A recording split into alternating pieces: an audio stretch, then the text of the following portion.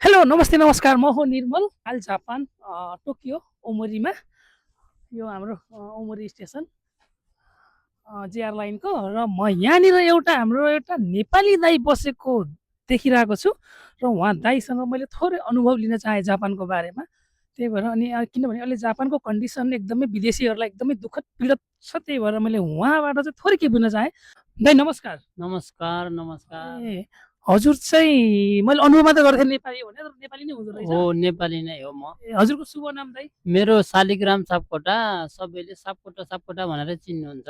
ए सापकोटा दाइ र पहिलो प्रश्न हजुरको चाहिँ जापान आएको झन्डै हजुरलाई कति भयो दाइ मलाई भयो निकै नै 10-11 वर्ष भयो भन्दा पनि हुन्छ। भनेपछि राम्रै अनुभव रहेछ हजुरको चाहिँ जापानमा अनि मैले चाहिँ यहाँनिर हजुरलाई एक्लै बसिरहेको देख्दाखेरि चाहिँ हजुरलाई चाहिँ के बुझ्न खोजेँ भने अहिले जो हाम्रो अहिले विदेशीहरूको लागि एकदमै अप्ठ्यारो परिरहेछ नि त्यसको बारेमा हजुरलाई कतिको नलेज छ दाइ मलाई खासै त्यति आधिकारिक त्यति राम्रो नलेज त छैन।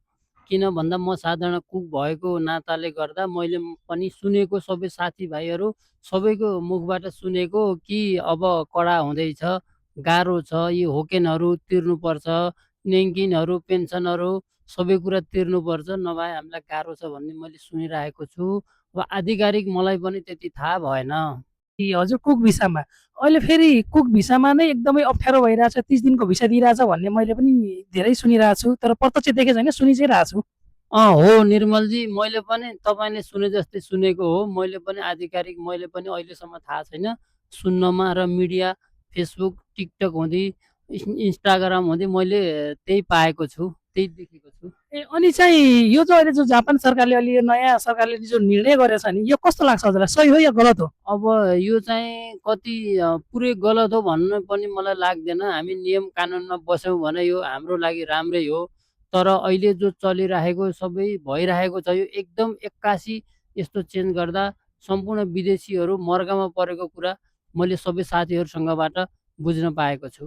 ए मैले पनि हजुर जस्तै दुई चारजना साथीहरूलाई यो कुराबारे बुझेको थिएँ उहाँहरूले चाहिँ के भन्नुहुन्छ भने किनभने यो चाहिँ जो हाम्रो नेपालीले स्वयं यहाँ काम नजानेको मान्छेहरूलाई ल्याउने पैसा खाने त्यसकै नै के भन्छन् नि पाप हो भनेर भन्छन् कसैले तर हो कि होइन कस्तो लाग्छ हजुरलाई अब यो चाहिँ यो दुई पक्षीय हो। अब आउने पनि र ल्याउने पनि सबै सहमतिमा भएको कुरा हो। मैले यसैलाई यही गलत यही ठिकै भनेर मैले भन्न मिल्दैन। मेरो हकमा जहाँसम्म ठिकै छ, अरूको हकमा सबैको कुरा अब कति आधिकारिक हो कति होइन त्यो कुरो अब मैले त्यसै भन्न मिल्दैन निर्मलजी।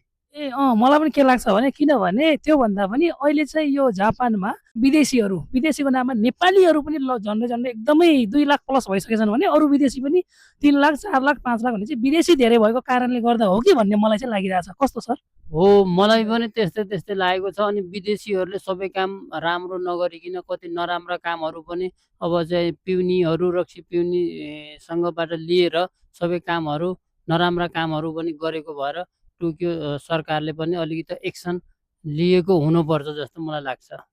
हजुरले चाहिँ यो भिडियो मार्फत चाहिँ हाम्रो नेपाली दाजुभाइहरूलाई जसले होक्यान पेन्सन अथवा ट्याक्स तिर्नु भएको छैन उहाँहरूलाई चाहिँ के भन्न चाहनुहुन्छ मैले अब भन्छु सकेसम्म सकिन्छ भने सबै नियम कानुनमा जहाँ जुन देशमा बसिएको छ त्यस्तै यहाँ बसिएको छ।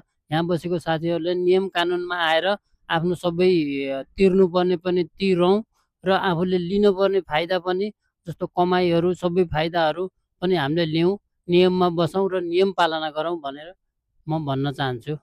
अनि यहाँनिर अर्को कुरा के भन्दा हजुरले कुक भिसा भन्नुभयो कुक भिसाको चाहिँ समस्या के छ भने पेपरमा चाहिँ स्यालेरी धेरै देखाउने तर स्यालेरी एकदमै थोरै पाउने त्यही कारणले गर्दा अनि फ्यामिलीले पनि काम नपाउने त्यही कारणले गर्दा पेन्सन होक्यान अनि रुम भाडा पानी बिल बत्ती बिल मोबाइल बिल तिर्न गाह्रो हुन्छ भन्ने कुरा पनि मैले 2 4जनाबाट सुनेको थिएँ र देखिरहेको पनि छु अनि त्यसमा चाहिँ के भन्न चाहनुहुन्छ त्यो त हो सबैलाई भएकै छ। म लगायत सम्पूर्ण तपाईँ जस्तो सबै साथीहरूलाई यो समस्या त भएकै छ। अब भए पनि अब गर्न के सकिन्छ र हामीले त एउटा पुकार गर्ने भगवानसँग कि सबै राम्रो भइदियोस्, सबै हामीलाई बस्ने सहज वातावरण भइदियोस्, सबै कुरा भन्ने मेरो भनाइ छ। हजुरले त भन्नुभयो तर हजुरले चाहिँ के कस्तो कतिको तिर्नु भएको छ पेन्सन होक्यान सोक्यान तिर्नु भएको छ कि छैन मैले पनि अब मेरो तर्फबाट तिरेकै छु आजसम्म। अब 10-11 वर्ष भयो मैले तिरेरै अहिले म बसिरहेको छु। अब भोलिको दिनमा अब के कस्तो स्थिति आउँछ त्यही अनुसार म पाइला चाल्नेछु। ढुक्क भएर बस्नु भएको छ ढुक्क गर्छु। अब बस्न पाए पनि ढुक्कै छ, नपाए पनि अब यतिसम्म बसियो ठिकै छ, राम्रै छ जस्तो लाग्छ।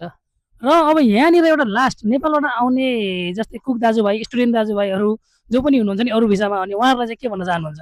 म त्यो उहाँहरू साथीहरूलाई के भन्न चाहन्छु कि सबै कुरा बुझेर स्यालेरीहरू, कामहरू, बस्ने खाने लिएर सबै यहाँको जापानको बारेमा सबै कुरा बुझेर मात्र आउन म आग्रह र म चाहिँ यो चाहिँ सुझाव मेरो सबै साथीभाइहरूलाई म भन्न चाहन्छु। नबुझिकन त्यसै हाम फाल्ने चाहिँ सबैले यो चाहिँ नगरौँ।